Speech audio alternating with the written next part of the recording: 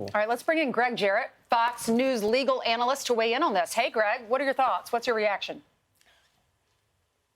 Well, presidents already have immunity from civil lawsuits as long as their actions fall within the outer perimeter of official duties. That was a decision by the High Court 4 decades ago, and it's quite possible, I think, that the justices will extend that civil immunity protection to criminal prosecutions because the exact same reasoning applies. If there was no immunity, the chilling effect on presidential decision makings would trigger paralysis.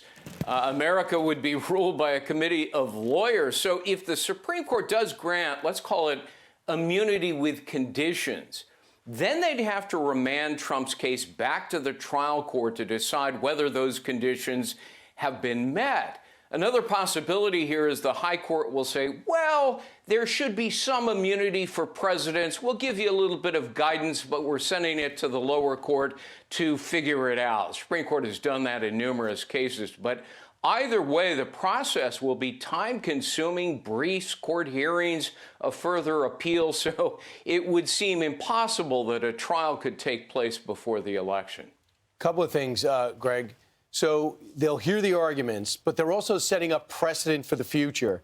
And we know that there is some immunity, as you mentioned, but will they get into specific arguments about Donald Trump in particular, January 6th, what he said, documents back to Mar-a-Lago took while he was still president technically? Or will this be a general talk about what is too far?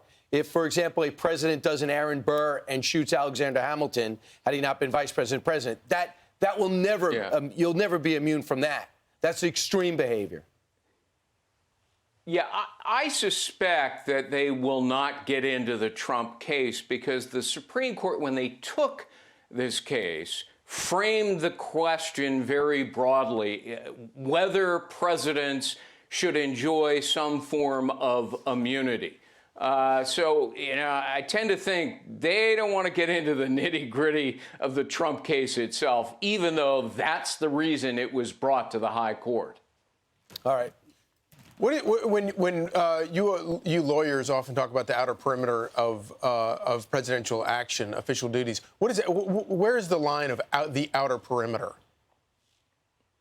Well, it's very subjective. The fact is this arose back, I believe it was 1982. Nixon had already left office, but he'd been sued by a guy by the name of Fitzgerald.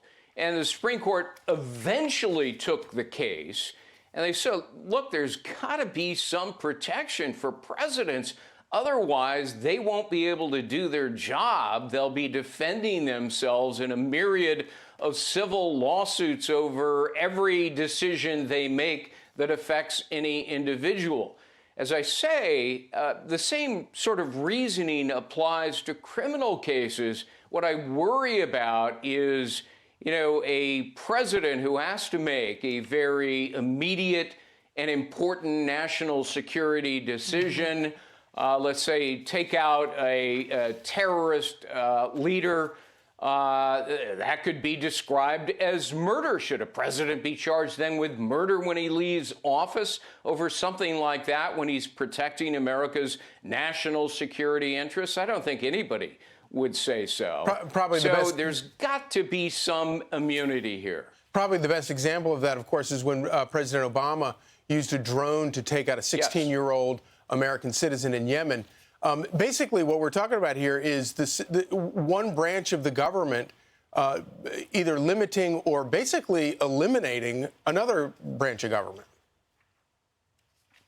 Yeah, I wouldn't call it eliminating, but defining restrictions about what you can and cannot do in terms of bringing a criminal action. And of course, it's propitious now because there's 4 indictments criminally against Donald Trump, which many critics, myself included, believe were politically motivated to interfere in the upcoming election. It's classic lawfare, the no, Greg, it's weaponization coincidence. of the law Everybody for knows it's just a political coincidence. purposes. Greg, it's just a coincidence. You're such a conspiracy person. Greg, really quickly, before we let you go, we want to talk about the New York case because the hush money trial continues day 7 today downtown. And we're expecting the judge to rule on the gag order today. We're also expected to hear again from Mr. Pecker. He's going to take the stand. What do you think? How is he going to rule on the gag order? Well, you know, he'll probably fine Trump. He's not going to send him to the Hooskow.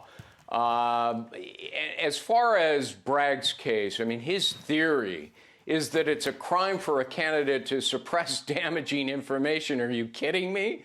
That's been going on for more than 2 centuries. No such crime exists in the law. So instead, he charges this cockamamie misdemeanor business records violation, expired, by the way, claims it was done in violation of another state law that prohibits conspiring to unlawfully promote a person's candidacy. Well, first of all, Trump's not charged with conspiracy. Second, the state law doesn't apply because it was a federal election.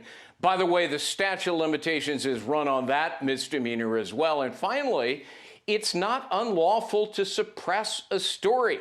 Gee, Joe Biden did it in the 2020 election, suppressing the laptop story. And by the way, paying money to somebody in exchange for silence, that's perfectly legal. So I think a fair judge would have dismissed this case long ago, but Juan Marchand is either ignorant of the law or I think he's horribly biased, probably both. Thanks, Greg. Appreciate it. We'll see what happens today. I'm Steve Doocy. I'm Brian Kilmeade. And I'm Ainsley Earhart. And click here to subscribe to the Fox News YouTube page to catch our hottest interviews and most compelling analysis.